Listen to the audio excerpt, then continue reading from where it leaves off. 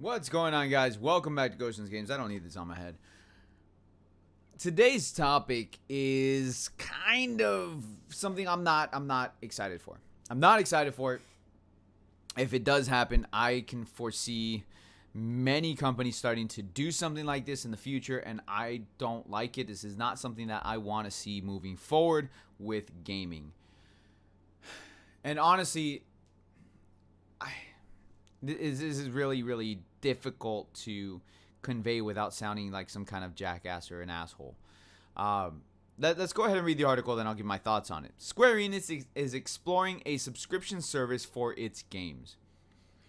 Many Square games are already available digitally, but the studio wants to do more. This article is coming to us from Games Radar.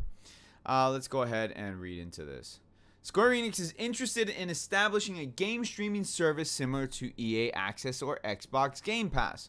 In a recent interview with Game Informer, President and CEO Yosuke Matsuda said the studio's begun the process of porting some of the older games to modern platforms, and that we would like to see that on a subscription or streaming service. So we're exploring the possibility of creating a dedicated channel for ourselves.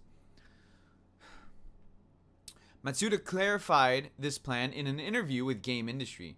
We do already provide games for Microsoft's Games Pass, he said, but at the end of the day, the direction that we're thinking about is having a channel of our own. But at the same time, that would require significant preparations and investment. We'd also have to consider whether or not it will work solely including our own catalog titles. At present, as I say, we are offering our games on multiple subscription services, including Microsoft's. But eventually, I do think that we need to get to a point where we have enough insight that we can build our own service. As Matsuda pointed out, and as Square Enix has repeatedly acknowledged in the past, one of the barriers to creating such a service is obtaining the source code for old games. Sometimes customer asks, why haven't you released that game yet? Matsuda told Game Informer, and the truth of the matter is, it's because we don't know where it has gone. All right, two things to take away from this article. First thing to take away is Square Enix lost their games. How freaking hell do you lose your games? So that would explain quite a bit of things. So number one, why maybe we haven't seen a Parasite Eve, HD remaster, or maybe a Xenogears remaster, or maybe a Vagrant Story remaster. All of those old games are games that we would like to see remasters for. Chrono Cross, anybody? Like a lot of the PS1 era games.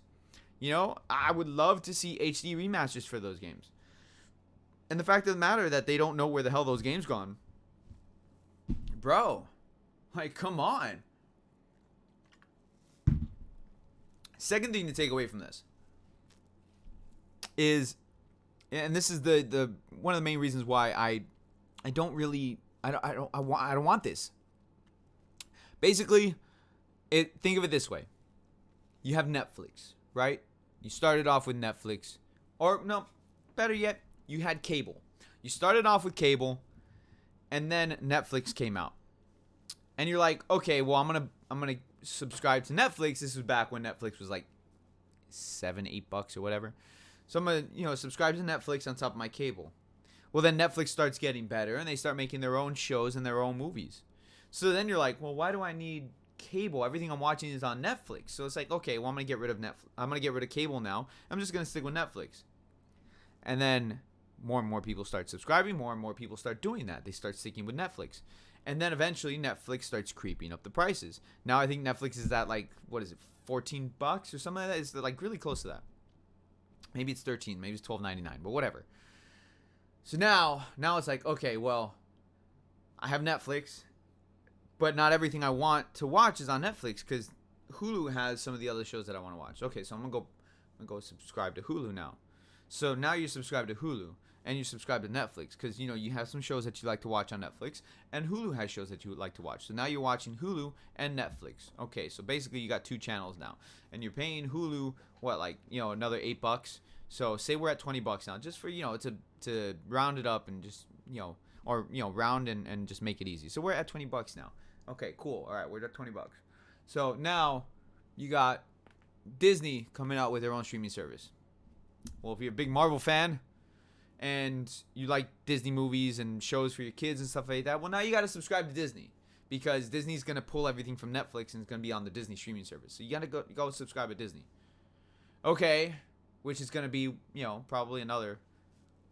Let's just, I think they said they're going to try to keep the costs as low as possible at first. So let's just say it's going to be $5. Let's just say $5. So now we're $25. Okay.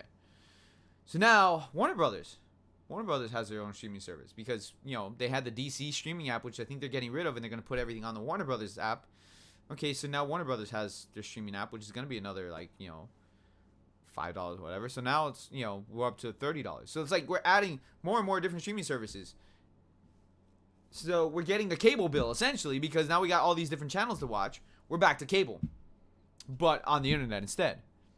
So now, you think of it this way. You have an Xbox. You have a PS4. You have a Nintendo Switch. Okay. PS4, paying $15 a month for the PlayStation Plus service, because, you're gonna want to play your games online and stuff like that, right? So it's locked behind a subscription service, $15 a month. You have Xbox Game Pass. Okay, Game Pass. I don't have Game Pass, so I don't know how much Game Pass is. If you guys have Game Pass, let me know how much it is. But I'm gonna say it's $15. Just like everything's $15 or whatever. So $15. Okay, so now we're at $30. Game Pass again gives you games. PlayStation Plus service gives you games every month. Xbox Game Pass gives you games every month. Okay, so we're at $30 if you got both consoles. We have the Nintendo Switch. Nintendo has their services too. If I want to play online, I got to pay for it with Nintendo Switch. Okay. So I think Nintendo Switch is less than Xbox and PlayStation. I don't remember how much the Nintendo Switch one is, because I didn't pay for it. So I think, let's just say it's $10. $10, kind of like just keep it a roundabout system. So it's okay. Now we're at $40 a month. $40 a month. So now, with that in mind, Square Enix does subscription service for its games. Okay. So let's say their subscription service is $10 a month. All right, so we're at $50. Capcom says, oh, we're going to do a subscription service for our games too. Okay. Another $10, $60 a month. Okay. And then just so on and so forth. All these other companies start getting on board. Hey, we got a large backlog of games that we'd like to do a subscription service. So now we're going to do a subscription service for it. And we're going to pull all our games from this other subscription service, because that's what Square Enix is saying, that they want to control their games and basically not have their games on Xbox Game Pass. Instead, they want to have control of their games on their service. So if they're doing that, then basically they want to cut out the middleman. And I can see why they want to do it from a business standpoint. But as a consumer, they're hurting consumers. If they go ahead and do something like this, they're going to hurt consumers. And that's not to mention Google Stadia. If you guys don't buy Google Stadia, please, God, for the love of God, don't buy Google Stadia. And I'm not a religious person, but God damn it, I'm going to say, for the love of God, don't buy Google Stadia. All right, guys. It's not a good idea, especially right now. You're going to be supporting a system that is not consumer friendly. I'm going to tell you right now, it's not, because Google Stadia, not only do you pay for the Stadia itself, the system itself, you got to pay for subscription service on Google Stadia to play the games. Okay. And you got to buy the games on top of that you don't even own the games. So you still pay $60. It's probably not, it might not be 60, it might be a little bit less, but for a brand new game, just because that's what we're used to, $60. You pay $60 for a game on Google Stadia, and you don't own it. It's on the cloud based. You're renting it. You paid $60 for the game, but you're still paying a monthly service to use it. You're renting the game that you just paid for.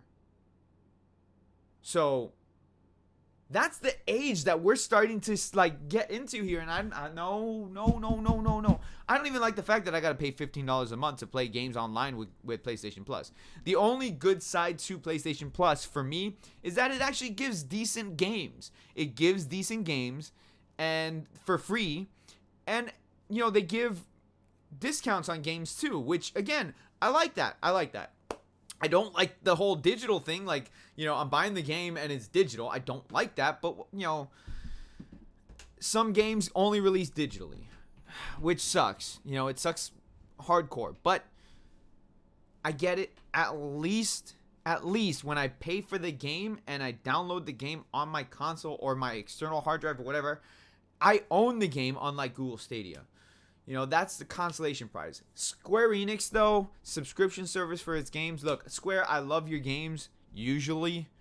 I love your older games more than I love your newer games. I'm going to be 100% real with you. Although Octopath Traveler, fantastic game. Love it. Love it. Final Fantasy VII Remake, I'm going to love it.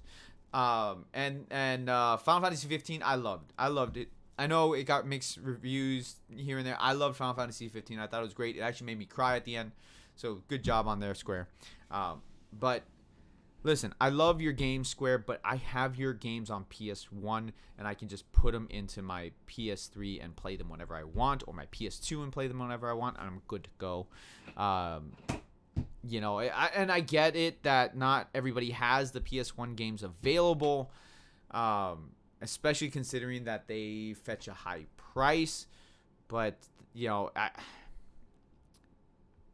I don't think that the subscription service is a way to go, Square Enix. They want to get money from people and milk it to all hell for us to be able to play like Final Fantasy 8, Final Fantasy 9, Final Fantasy Tactics, Xenogears, Chrono Cross, Chrono Trigger, which they've released Chrono Trigger so many times now at this point. Final Fantasy Origins Collection, Final Fantasy Chronicles, all those games.